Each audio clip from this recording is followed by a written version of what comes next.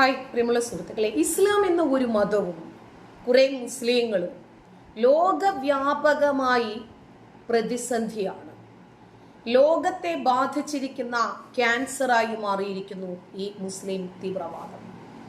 അപ്പോൾ നമുക്കറിയാം, 6 നാട്ടിൽ 100 സംഘടനകളുടെ പേരുകളിലാണ് ഇവർ പ്രവർത്തിക്കുന്നത്. സിറിയയിലാണെങ്കിൽ ഐസിസ്, കേരളത്തിലാണെങ്കിൽ അവര് SDP എന്നും പോപ്പുലർ ഫ്രണ്ട് എന്നും പറയാം. ഇനി പാകിസ്ഥാനിലോ അഫ്ഗാനിസ്ഥാനിലോ സിറിയയിലോ ഇറാനിലോ തുർക്കിയിലോ ഓരോ രാജ്യങ്ങളിൽ ഓരോ പേരുകൾ.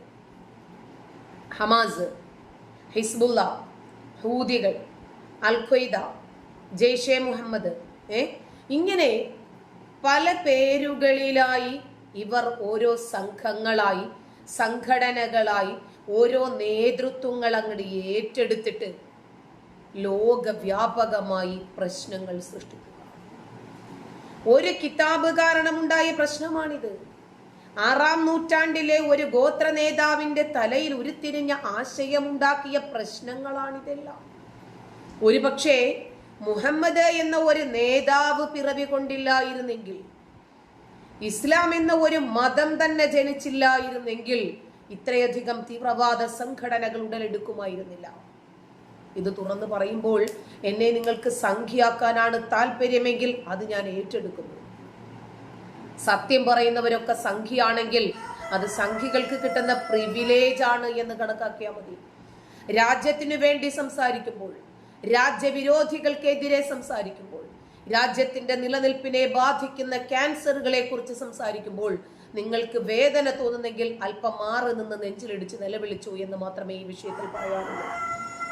തെരുവോരങ്ങളിൽ നമസ്കരിച്ച് അഭയം നൽകി സ്വന്തം രാജ്യത്ത് പ്രശ്നങ്ങൾ സൃഷ്ടിച്ചിട്ട് ആ രാജ്യത്തെ ഇസ്ലാമിക ഭീകരത വരിഞ്ഞു മുറുക്കുമ്പോൾ അവിടെ നിൽക്കാൻ വയ്യാതെ അഭയാർത്ഥികളാക്കപ്പെട്ട് പല രാജ്യങ്ങളിലേക്കും വലിഞ്ഞു കയറി ഇവർക്ക് അഭയം നൽകി കഴിയുമ്പോൾ, അവിടുത്തെ അഭയാർത്ഥികളായി കഴിയുമ്പോൾ പിന്നീട് അവർക്ക് അവിടുത്തെ അധികാരികളാകണം പോലും.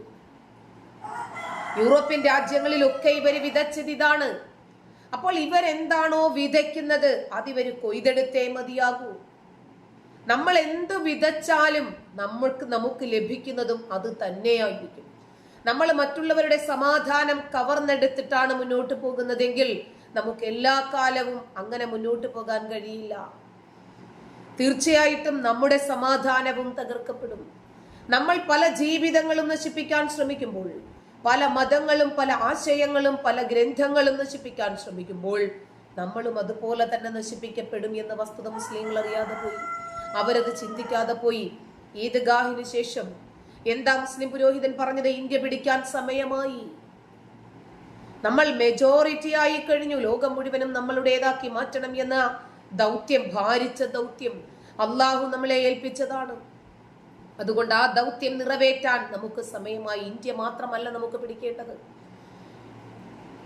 മൊത്ത ലോകവും നമ്മളുടേതാണ്. കാരണം ആദം നബിയിൽ നിന്നുണ്ടായ, ആദം നബിയുടെ ഹവ്വയുടെയും കൂടിക്കാഴ്ചയിൽ നിന്ന്, കൂടിച്ചേരലിൽ നിന്നുണ്ടായ അടുത്ത ജനറേഷൻ എങ്ങനെയാണ് മുസ്ലിം അല്ലാതാകുന്നത് എന്നാണ് ഉസ്താദ് ചോദിക്കുന്നത്.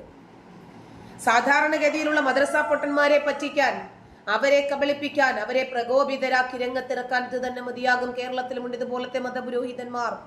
നമ്മളിപ്പോൾ മെജോറിറ്റി ആയിട്ടുണ്ട് മക്കളെ എന്ന് പറയുന്ന ഒരു 40-50 അബ്ദുൽ നാസർ മദനിയെ ചേർത്ത് വച്ചാൽ പോലും ഒരു പുലിയാർ കാസിമിയുടെ ഭീകരത എന്താണ് എന്ന് കേരളം ഇന്ന് തിരിച്ചറിഞ്ഞുകൊണ്ടിരിക്കുകയാണ്. നമ്മൾ കണ്ടതിൽ വെച്ച് യുവ ഹൃദയങ്ങളിലേക്ക്, യുവ തലച്ചോറുകളിലേക്ക് തീവ്രവാദത്തിന്റെ വിത്തുകൾ പാകിക്കൊടുത്തതിൽ വളരെ പ്രധാനമായിട്ടൊരു സ്ഥാനം വഹിക്കുന്ന വ്യക്തിയാണ് അബ്ദുൽ നാസർ മദനി. അതിനേക്കാൾ ഭീകരമാം വിധം ഇപ്പോഴും അത് നടമാടിക്കൊണ്ടിരിക്കുകയാണ് നമ്മുടെ ഈ കേരളക്കരയിൽ. യുവാക്കളുടെ, വളർന്നു വരുന്ന യുവതയുടെ തലച്ചോറിലേക്ക് മത തീവ്രവാദത്തിന്റെ ആശയങ്ങൾ കുത്തിവെച്ച് അവരുടെ സമാധാന ജീവിതം തകർത്തവരെ വിഭാഗീയമായി വിദ്വേഷകരമായിട്ട് ചിന്തിക്കാനും അന്യമത വിരുദ്ധതകൾ അവരിൽ ഊട്ടി ഉറപ്പിക്കുന്നതിന് വേണ്ടിയും അവർ ഇപ്പോഴും പ്രവർത്തിച്ചു കൊണ്ടിരിക്കുന്നുണ്ട്. ഇപ്പൊ സമാധാന മതത്തിന്റെ ചിറകൊടിഞ്ഞിരിക്കുന്നു. അതിന്റെ വിഷപ്പല്ലുകൾ നമ്മൾ ഇങ്ങനെ അടർത്തി എടുത്തുകൊണ്ടിരിക്കുകയാണ്. ജനഹൃദയങ്ങളിലേക്ക് എന്താണ് ഇസ്ലാമിക ഗ്രന്ഥങ്ങളിൽ ഉള്ളത്, ഖുർആൻ എന്താണ് മുന്നോട്ട് വെക്കുന്നത്, ഇസ്ലാം എന്താണ് ലക്ഷ്യം വെക്കുന്നത് എന്ന ആശയം നമ്മൾ ജനങ്ങളിലേക്ക് എത്തിച്ചിട്ടുണ്ട്. ജനങ്ങൾ ചിന്തിച്ചു തുടങ്ങി, ഇതെങ്ങനെയാണ് സമാധാനത്തിന്റെ വചനമാകുന്നത്, ഇതെങ്ങനെയാണ് സമാധാനത്തിന്റെ മതമാകുന്നത് എന്ന് ജനങ്ങൾ തന്നെ തിരിച്ചു ചോദിച്ചു തുടങ്ങിയിരിക്കുന്ന സാഹചര്യത്തിൽ ആ മതം കൊണ്ട് വലിയ ഗുണമൊന്നുമില്ല എന്ന് മനസ്സിലായപ്പോൾ പുതിയ മതം സൃഷ്ടിക്കാനുള്ള തത്രപ്പാടിലാണ് മുസ്ലിം പുരോഹിതന്മാർ. ഈ ഉള്ള മതവും ഈ മതഗ്രന്ഥങ്ങളും മതസംഘടനകളും മതപുരോഹിതന്മാരും ഇത്രയും വിദ്വേഷവും ഒന്നും പോരാഞ്ഞ് പുതിയ മതം ഉണ്ടാക്കണം. ഇവരുടെ ലക്ഷ്യം എന്താണ്? ഫണ്ട് റേസ് ചെയ്യണം, ഫണ്ട് ഉണ്ടാക്കണം. കാരണം വിദേശത്ത് നിന്ന് വരുന്ന ഫണ്ടുകൾക്കൊക്കെ ഏതാണ്ട് നല്ലൊരു രൂപത്തിൽ ബ്രേക്ക് നരേന്ദ്രമോദി ഉണ്ടാക്കിയിട്ടുണ്ടല്ലോ.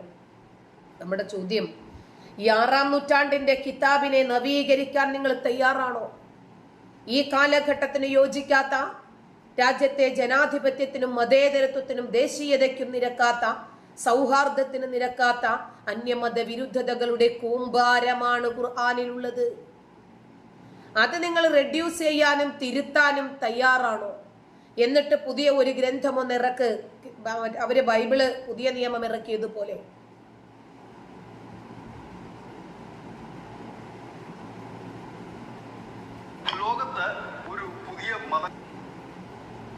ലോകത്ത് ഒരു പുതിയ മതം കൂടി നിലവിൽ വരുന്നു. UAE ആസ്ഥാനമാക്കി അബുദാബി കേന്ദ്രമാക്കിക്കൊണ്ട് അതിന്റെ പ്രവർത്തനങ്ങൾ ആരംഭിച്ചു കഴിഞ്ഞതായിട്ട് ഇന്ത്യയിലെ മതപണ്ഡിതനായ ഇമാം ഉമർ അഹമ്മദ് ഇല്യാസി ആണ് ഇങ്ങനെ ഒരു വലിയ പ്രസ്താവന നടത്തിയിരിക്കുന്നത്. ഈ മതത്തിന് അനവധി പ്രത്യേകതകളുണ്ടായിരുന്നു. മുസ്ലിങ്ങളും ക്രിസ്ത്യാനികളും ജൂതന്മാരും ഒന്നിക്കേണ്ട സമയമായെന്നും ഇവരെ ഒന്നിപ്പിച്ചു കൊണ്ടുപോകാൻ ഒരു പുതിയ മതം ഈ റംദാൻ മാസത്തിൽ തന്നെ അതിന് തുടക്കം കുറിക്കുകയാണ് എന്നും കൂടി അദ്ദേഹം പറയുന്നു. അദ്ദേഹം പറയുന്നത് ഈ 3 മതക്കാരും, അതായത് മുസ്ലിം, ക്രിസ്ത്യൻ, ജൂത മതക്കാര് കസിൻസ് ആണ്. അവരുടെ പൂർവികർ തമ്മിൽ ബന്ധമുണ്ട്. അതുകൊണ്ട് തന്നെ ഇവർ ഒന്നിക്കേണ്ട സമയം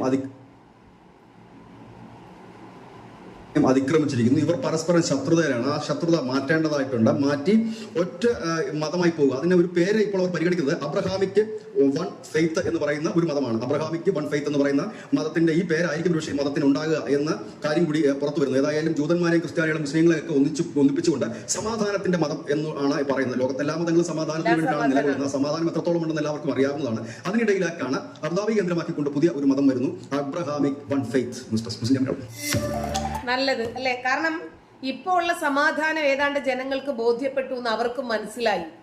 ഇപ്പമുള്ള മതത്തിന്റെ പേരും സമാധാനം എന്ന് തന്നെയാണ്. ഇസ്ലാം, സിൽമ്, പൂർണ്ണമായും സമാധാനമുള്ള ഒരു മതമാണ് ഇസ്ലാം എന്ന തള്ളിന് ഏതാണ്ട് അവസാനമായിരിക്കുന്നു. ജനങ്ങൾക്ക് മനസ്സിലായി ഇത് പേരിന് വേണ്ടിയിട്ട് മാത്രം മുതലക്കുളത്തിൽ മുതലയില്ലാത്തതുപോലെയും നെയ്യപ്പത്തിൽ നെയ്യില്ലാത്തതുപോലെയും ഈ മതത്തിനകത്ത് സമാധാനത്തിന്റെ കണിക പോലും ഇല്ല എന്ന് ജനങ്ങൾക്ക് തിരിച്ചറിവ് വന്ന സാഹചര്യത്തിൽ പുതിയ ഉഡായിപ്പുമായിട്ട് ഇറങ്ങിയിരിക്കുകയാണ് പുതിയ മതം, എബ്രഹാമിക് മതം. കാരണം ജൂതന്മാരെയും ക്രൈസ്തവരെയും നസ്രാണികളെയും ഇവരെ എല്ലാവരെയും മുസ്ലിങ്ങളെയും ഒക്കെ ഒന്ന് ഒന്നിപ്പിച്ച് നിർത്തണം. ഇപ്പൊ മനസ്സിലായല്ലേ? അവരെയും കൂടിയൊക്കെ പിടിച്ചാലേ നമുക്ക് നിലനിൽപ്പുള്ളെന്ന്. നന്ദി.